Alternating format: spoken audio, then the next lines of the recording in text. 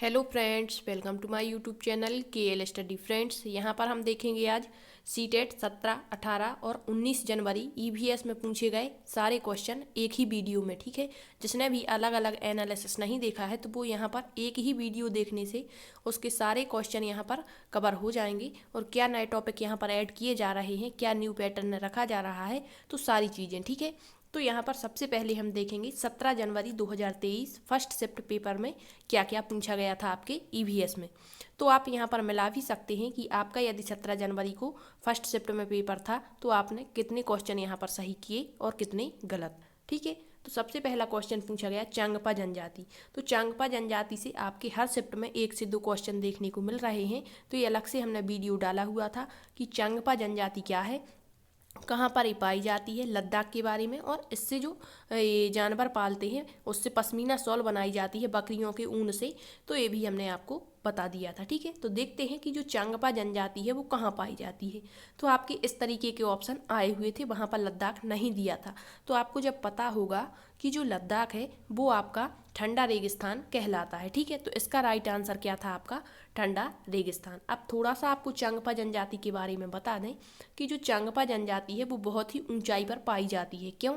क्योंकि यह जानवरों को पालते हैं। जानवरों में आपके भेड़ और बकरियां रहती हैं, तो वो जितनी ही अधिक ठंडी में रहेंगी उतने ही ज़्यादा उनके मुलायम ऊन उनसे प्राप्त किया जाता है। और चांगपा जनजाति जो बकरियां पालती हैं तो बकरियों से ऊन प्राप्त करती हैं। एक प्रकार का ठंड में उनके ऊपर कोट जमा हो जाता है तो उससे वो उतार लेती हैं और ऊन बनाती हैं और इससे पश्मीना शॉल का निर्माण करती हैं। अभी पश्मीना शॉल जो होता है बहुत ही पतला होता है और बहुत ज़्यादा गर्मी प्रदान करता है। जितनी हमारी 6 स्वेटर हमें गर्मी देती हैं उतनी एक पश्मीना शॉल गर्मी देता है। ठीक है, तो याद रखिए चांगपा जनजाति लद्दाख में पाई जाती है और इनकी जो भाषा होती है वो चांग खाट भाषा होती है, तिब्बती भाषा कहलाती है।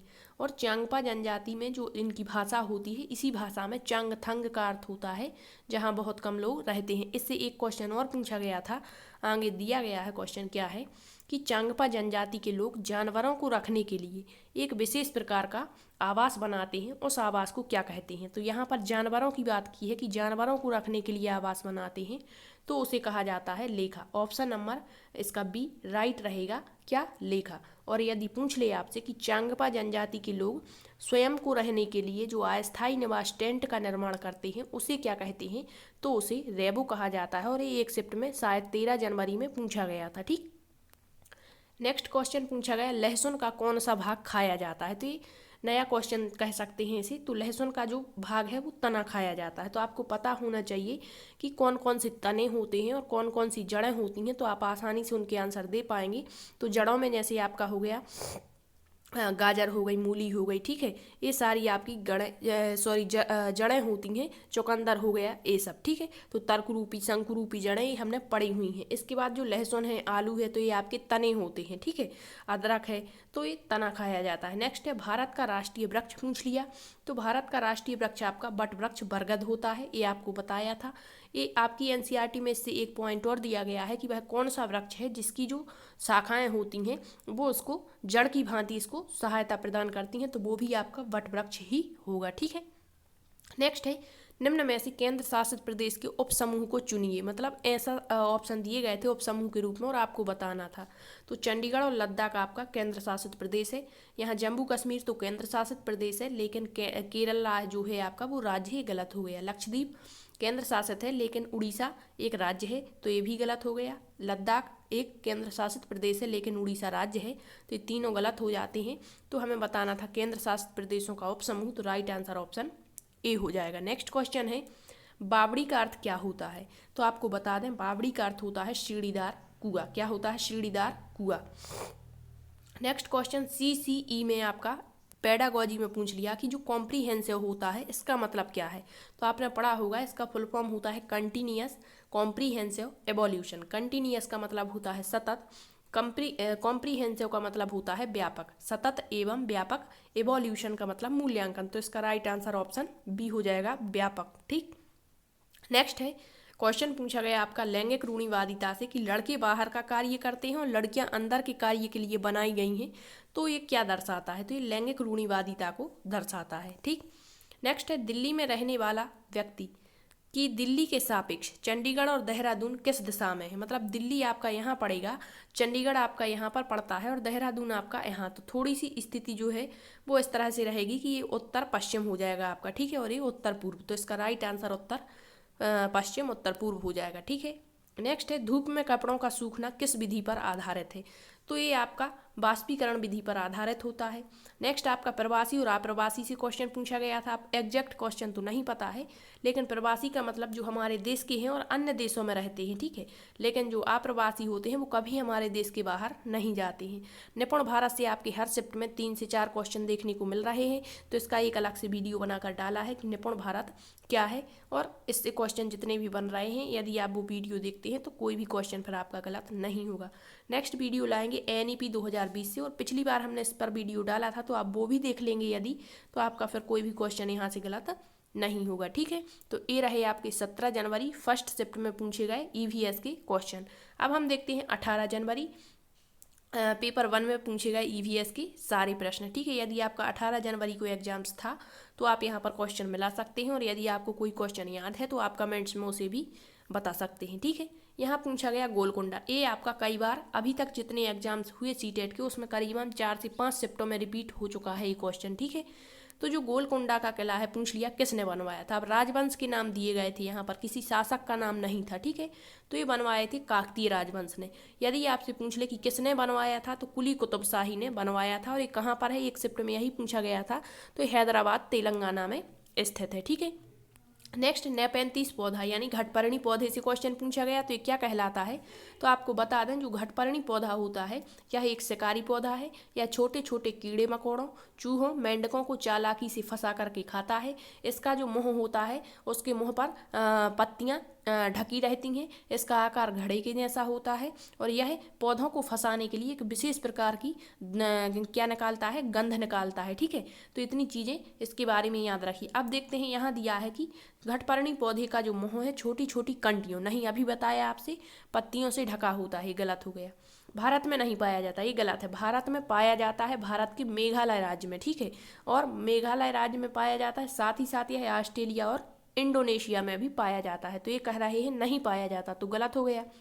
मेंढकों, कीड़े मकोड़ों और चूहों को चालाकी से फंसाकर खाता है, बिल्कुल ही सही है। फिर कहा है कीड़े मकोड़ों को आकर्षित करने के लिए उच्च तारत्व की ध्वनियां नहीं बल्कि एक विशेष प्रकार की सुगंध निकालता है।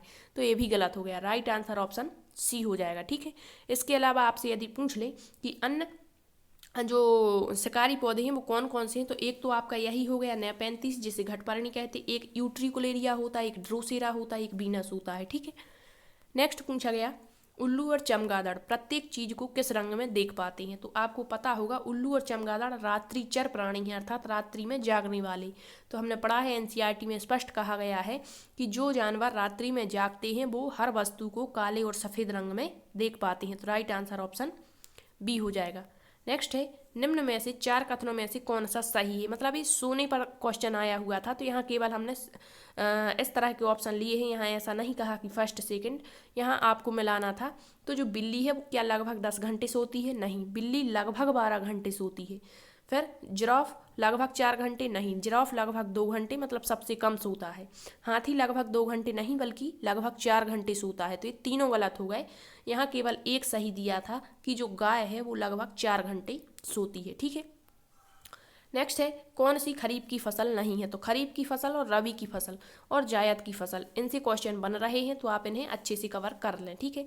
तो खरीफ की फसल, इसे ऐसा याद रखेंगे, खरीफ मतलब खचना, खचना में बोई जाने वाली फसलें तो कौन कौन सी होती हैं। तो एक तो हो गई हमारी धान, इसके बाद हो गया आपका सोयाबीन, इसके बाद हो गया आपका मूंगफली, ठीक है। तो ये सभी फसलें जो हैं ये कब कब बोई जाती हैं आपकी, तो ये बोई जाती हैं आपकी खरीफ की फसलें खचना की मतलब बरसात के समय में, ठीक है।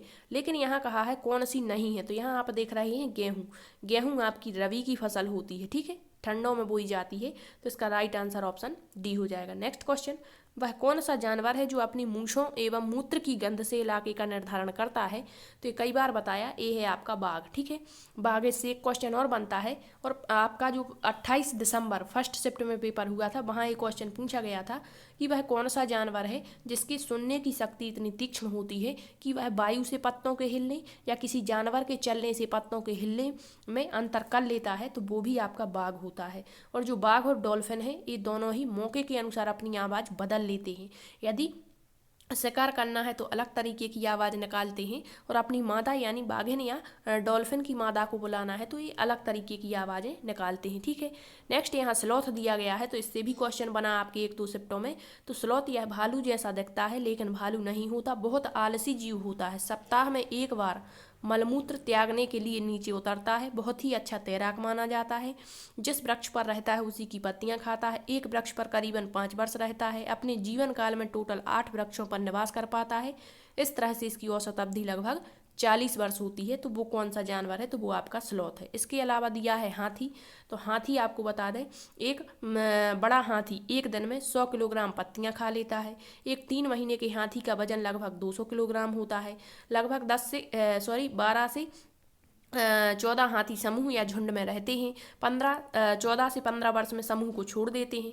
हाथियों के समूह का नेतृत्व बुजुर्ग हथनी करती है। रंग काला होता है। कीचड़ में खेलना पसंद करते हैं। ठीक है, तो ये सारे पॉइंट हाथी से याद रखिए। नेक्स्ट है, यहाँ पर पूछ लिया गया, जीवाणु, विषाणु, कवक, शैवाल को छोटे से बड़े क्रम में लगाइए, जिसे हम आरोही क्रम कहते हैं। आरोही मतलब सबसे पहले छोटा लगाएंगे, इसके बाद उससे बड़ा और सबसे बड़ा। ठीक है, तो यहाँ सबसे छोटे होते हैं जीवाणु, इसके बाद कवक, इसके बाद विषाणु और फिर शैवाल। तो ये सही क्रम था आपका। ठीक, नेक्स्ट पूछ लिया, गुजरात में भूकंप किस वर्ष आया था? तो गुजरात के भुज में जो भूकंप आया था वो 2001 में आया था। आपकी एनसीईआरटी में आपको कई बार पढ़ाया है। इसके अलावा अहमदाबाद में भी भूकंप जो है वो 2001 में ही आया था। ठीक है, गुजरात में ही पड़ता है। इसके अलावा एक क्वेश्चन एनसीईआरटी में दिया है कि यदि भूकंप आता है तो इससे बचने के लिए हमें क्या करना चाहिए? पेडागोजिकल बेस क्वेश्चन है। तो हमें घर से बाहर निकल जाना चाहिए, और यदि किसी परिस्थिति बस हम बाहर नहीं निकल पाते हैं तो घर के अंदर ही किसी छोटी टेबल के नीचे बैठ जाना चाहिए और उसे कसकर पकड़ लेना चाहिए। ठीक है, ये भूकंप से बचने का उपाय है। नेक्स्ट है, एक लड़की खाना खाते हुए सीसी की आवाज़ करती है, वह ऐसा क्यों कर रही है? तो जाहिर सी बात है, यदि सीसी की आवाज़ कर रही है तो उसने कुछ तीखा खा लिया है। राइट आंसर ऑप्शन ए हो जाएगा। नेक्स्ट क्वेश्चन, एक व्यक्ति 50 मीटर उत्तर की ओर, मतलब ऐसा क्वेश्चन आपका दिशा पर आ रहा है। तो ए होता है आपका उत्तर, ए नीचे होता है दक्षिण, ए होता है पूरब और ए होता है पश्चिम। तो हमें बताना था कि एक व्यक्ति 50 मीटर उत्तर की ओर, मतलब ए हो गया 50 मीटर कहाँ? उत्तर की ओर। फिर 100 मीटर पूर्व की ओर, मतलब इससे ज़्यादा होगा तो 100 मीटर ए हो गया पूर्व की ओर। कितना? 100 मीटर। फिर 300 मीटर दक्षिण की ओर, दक्षिण मतलब नीचे की तरफ, तो 300 मीटर ये दक्षिण की तरफ, मतलब इससे ज़्यादा होगा, ये 100 है तो बहुत ज़्यादा होगा। ठीक है, तो ये 300 मान के चलिए दक्षिण की ओर। फिर 160 मीटर पश्चिम की ओर, ये 100 है तो इससे ज़्यादा होगा 160, इतना। ठीक है, तो कहाँ पर? पश्चिम की ओर। ठीक है, जाता है। तो अंत की दिशा की उसकी प्रारंभिक दिशा, मतलब ये दिशा बतानी थी। अंत की दिशा के सापेक्ष उसकी प्रारंभिक दिशा, ये दिशा, ये कौन सी होगी? तो ये तो होती है उत्तर और ये होती है पूर्व। तो राइट आंसर ऑप्शन बी उत्तर पूर्व हो जाएगा। ये देखना होता है क्वेश्चन में कि पूछा क्या है, किसके सापेक्ष पूछा है, वहीं से हमें लाइन ड्रॉ करनी पड़ती है। ठीक है, नेक्स्ट पूछ लिया, कोई व्यक्ति ट्रेन के द्वारा अहमदाबाद, अब आपने देखा होगा अहमदाबाद गुजरात से केरल की यात्रा करता है, तो वह अनेक सुरंगों को पार कर रहा है। तो ये सुरंगें होंगी यहाँ पर।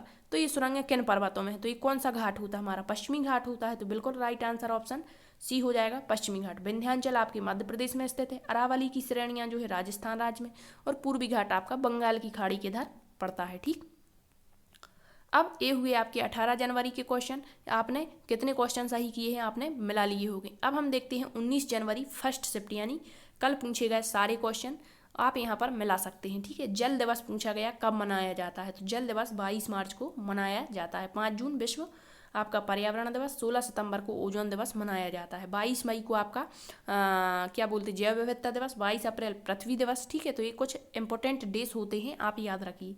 नेक्स्ट, घर से पूछ लिया कि मिट्टी के बने घर, बस आपको इतना ही पढ़ना था और आंख बंद करके राजस्थान लगा देना था। दीवारों को गोबर से लीपते हैं ताकि दीमक ना लगे। छतों पर कटीली झाड़ियां जैसे नीम और कीकर छाई रहती है। इस प्रकार के घर कहाँ देखने को मिलते हैं? तो राजस्थान राज्य में। ठीक है, असम में बांस के बने ऊंचे ऊंचे घर, क्योंकि बारिश अधिक होती है। मनाली में पत्थर और लकड़ी के घर बने हुए होते हैं, और लद्दाख में आपके पत्थर के घर होते हैं ढालू छतों वाले, बर्फ जमा होने के कारण, ठीक है। नेक्स्ट है सबसे ज़्यादा उष्णकटिबंधीय वर्षा वन किस राज्य में पाए जाते हैं? तो सबसे ज़्यादा उष्णकटिबंधीय वन उन स्थानों पर होते हैं जहाँ पर हमेशा जैव विविधता अधिक रहती है। और जैव विविधता आपने देखा होगा भूमध्य सागर के आसपास जितने भी इलाके पड़ते हैं भूमध्य रेखा के, वहाँ पर जैव विविधता सबसे ज़्यादा होती है। तो आपको बता दें पश्चिमी घाट में सबसे ज़्यादा उष्णकटिबंधीय वन होते हैं। इसके अलावा आपके असम के ऊपरी क्षेत्रों में सबसे ज़्यादा उष्णकटिबंधीय वन होते हैं। तो इसका राइट आंसर आपका ऑप्शन बी हो जाएगा, असम। यदि ये पूछता कि सबसे ज़्यादा वन कहाँ पाए जाते तो मध्य प्रदेश हो जाता, ठीक है। यहाँ पर इसका राइट आंसर मध्य प्रदेश नहीं असम है। नेक्स्ट है आपका बहीदा प्रिज्म।